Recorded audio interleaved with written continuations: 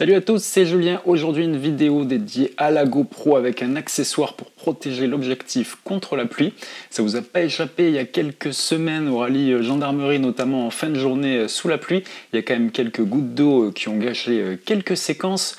Également un peu plus tôt dans la saison, j'étais allé au lac du Salagou, j'avais pris quelques passages de gué et il y a eu des éclaboussures sur la GoPro. Là encore, ça va un petit peu gâcher la vidéo, donc je m'étais mis à la recherche d'une solution contre les gouttes d'eau résiduelles sur l'objectif de la GoPro.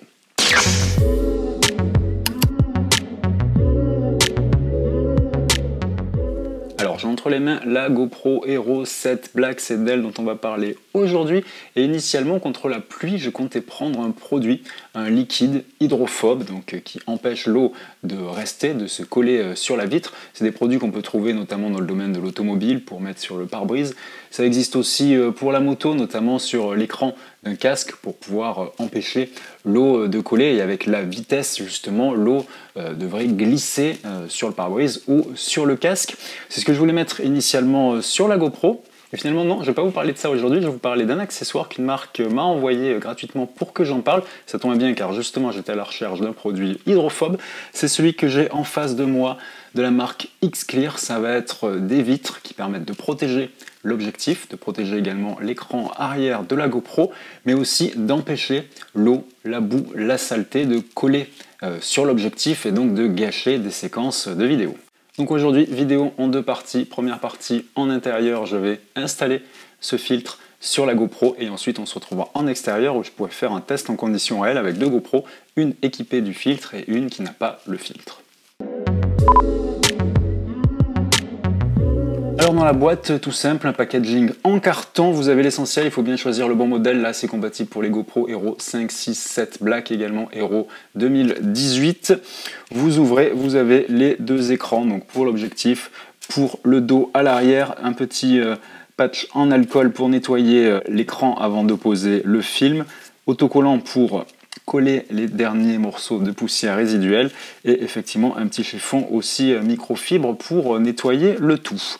Pas bien compliqué, c'est comme pour les smartphones, il suffit de nettoyer l'écran, de poser et ensuite de pousser un petit peu avec une carte plastique les dernières bulles qui pourraient rester. Et ensuite vous avez une installation à demeure sur votre GoPro.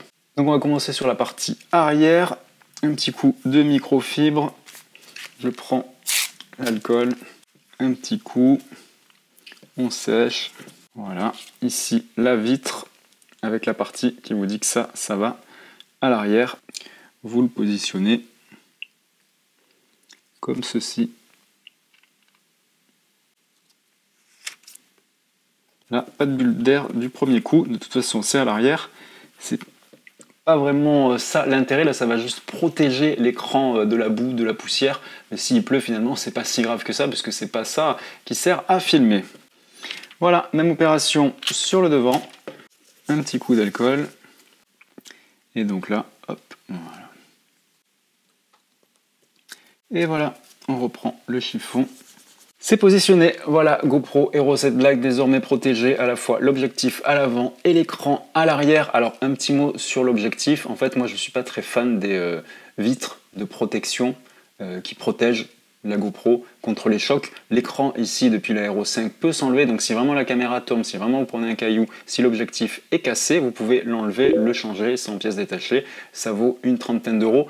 Aujourd'hui si j'ai mis ce filtre, c'est pas finalement pour protéger l'objectif de la casse, c'est pour protéger l'objectif de l'eau, du gras, des insectes qui vont s'écraser sur la caméra, qui vont glisser. C'est vraiment pour l'aspect hydrophobe, oléophobe également, plus que pour l'aspect protection, puisque de toute façon ça pouvait se changer.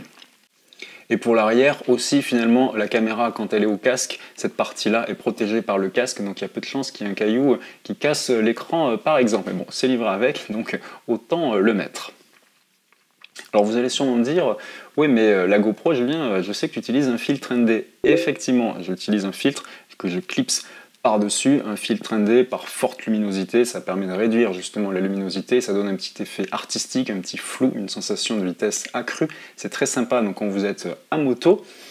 Mais ce filtre ND finalement vous le mettez que quand il y a du soleil, quand il y a une forte luminosité, et dans ce cas-là, il ne pleut pas. Donc là, l'intérêt d'un filtre contre la pluie, s'il pleut, finalement je n'utilise pas de filtre ND, d'où l'intérêt de mettre cette protection X-Clear directement sur l'objectif de la GoPro. Je me suis posé la question de mettre aussi un film X-Clear sur le filtre ND.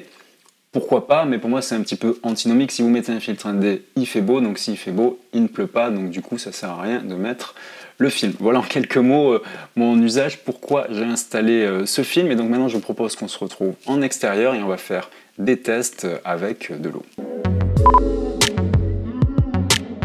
Alors test avec la GoPro Hero 7 Black sans le film X-Clear hydrophobe. On va faire quelques tests avec de l'eau en bouteille.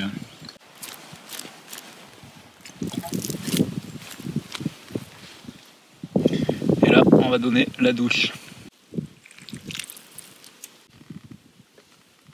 Hop, on secoue un peu pour donner l'effet de vitesse.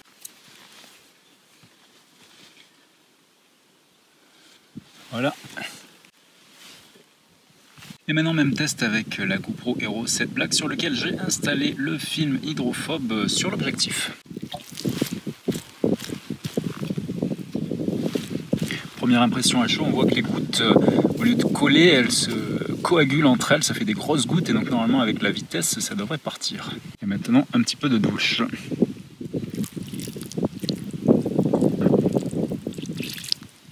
Et effectivement, c'est beaucoup plus impressionnant, on voit que l'eau, il n'y en a quasiment pas sur l'objectif, tout est parti. Donc à première vue, avec de l'eau en bouteille pour des tests en laboratoire, on va dire, ça m'a l'air plutôt positif.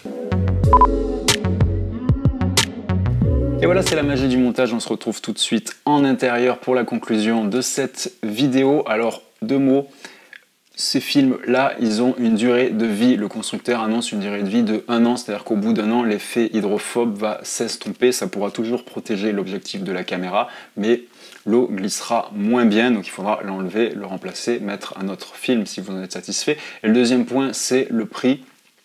Ça vaut autour de 20 €. Il y a le site officiel, vous pouvez y aller. Il y a un lien sponsorisé dans la description. Faites-vous plaisir si ça vous intéresse.